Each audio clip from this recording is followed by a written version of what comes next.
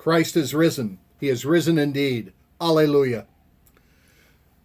I don't know about you, but there are times when the tide goes in and the tide goes out in so many ways. Right now, I think many of us have been quarantined for quite a while. We have some more time remaining, but the end is in sight. But until then, in that in-between time, we feel some things. And sometimes we get frustrated in our faith and think that it will power us through. It will if we cultivate it.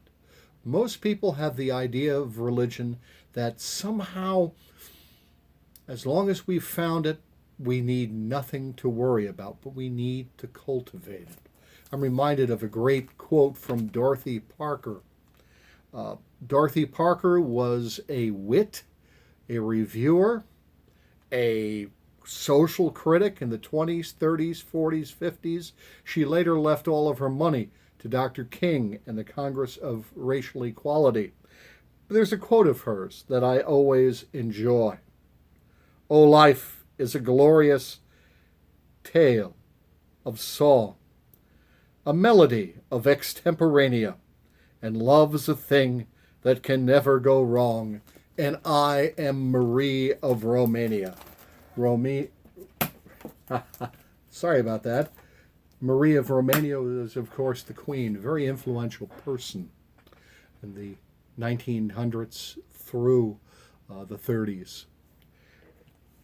When we come to those points, where we feel a little cynical, a little angry, or a little beaten down, we need to go back and look at our faith.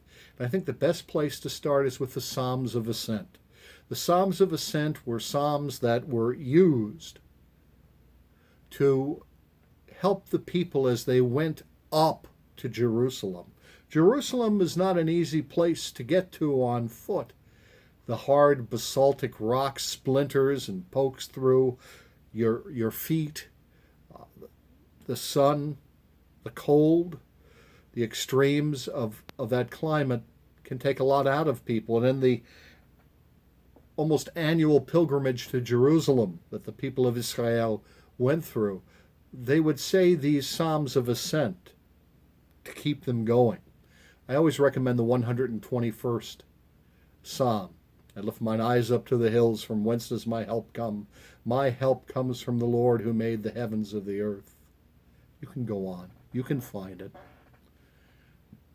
But this day also is something that says a lot to us. Ascension Day. I mean, we have parties for Easter, for Christmas, for all manner of things. We don't send anyone an Ascension Day card, do we? We don't take our sweetie out to an Ascension Day brunch, or in this case, a takeout. We don't have the kids over for Ascension Day, but we need to discover it once again. What is Ascension Day? Ascension Day continues the Easter message of we're under new management. That where once Jesus was only in one place, now he's everywhere. That the grace, the love, the healing, the glory has not gone away. In Latin, we don't say Deus abscondit, which means Christ has moved to a better neighborhood.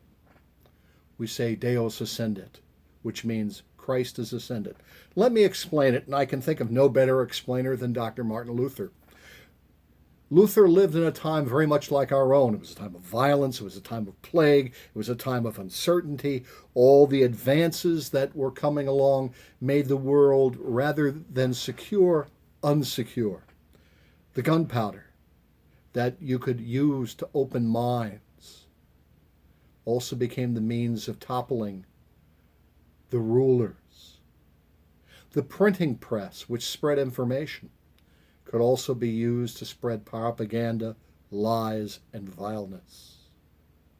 The wealth coming in from the New World undermined the wealth and existing structures of the world. Luther went to his native Saxony for an example. You have to remember you've got all this uncertainty. You've got lords who no longer pay their knights or their men at arms. And so you've got roving street gangs that are everywhere, terrorizing not only communities, but states. And in Luther's Saxony, you didn't have doors or even ground level, what we would say, windows. Everything was on the second floor. And if you wanted to get into a house, you had to climb a ladder. Once you climbed that ladder, you were in the house. And Luther said, in Ascension Day, Christ climbs the ladder to get into the house of humanity. The Russian Orthodox and Greek Orthodox icon painters, after Ascension Day, when they painted icons, they would not just put a halo around one person, that God's holiness is all over. I always think that if you go to Macy's or any of the department stores, you'd still find the smell of all that perfume, even though it was all capped or put away. It's something that cannot be taken away.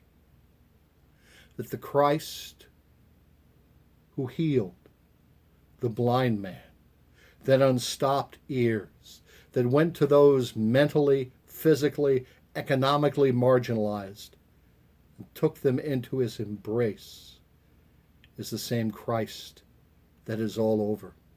The same Christ that took questions, anger, pain. Lord, if you had only been here. It's the same Christ who is with us today.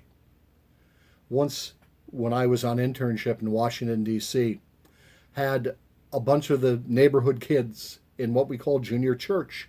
And I was explaining Ascension Day. And I said, does anyone know what Ascension Day is? And Wilbur, my buddy, did the full Arnold Horshack. Oh, Mr. Muller, Vicar Muller, I know. I said, well, what happened? God looked at Jesus and said, kid, it's dang dangerous up here. You better come up down there. You better come up here in heaven where it's safer. That's not what Ascension Day is.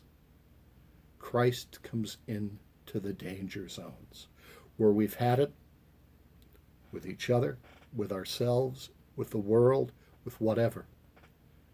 It says, lo, I am with you always. And then as the 121st Psalm said, I will keep your going out and your coming forth from this time and evermore. God fills us with holiness in these times of unholiness. God comes to us to embrace us, not as someone who is safely in the heavens, but as someone who is there in the deep darkness when you can't sleep, when every noise seems to magnify itself. There Christ does grace. And when things run out, when you're riding on empty, remember, this is the one who turns water into wine. This is the one who comes when we've run out of everything and are scared and lonely.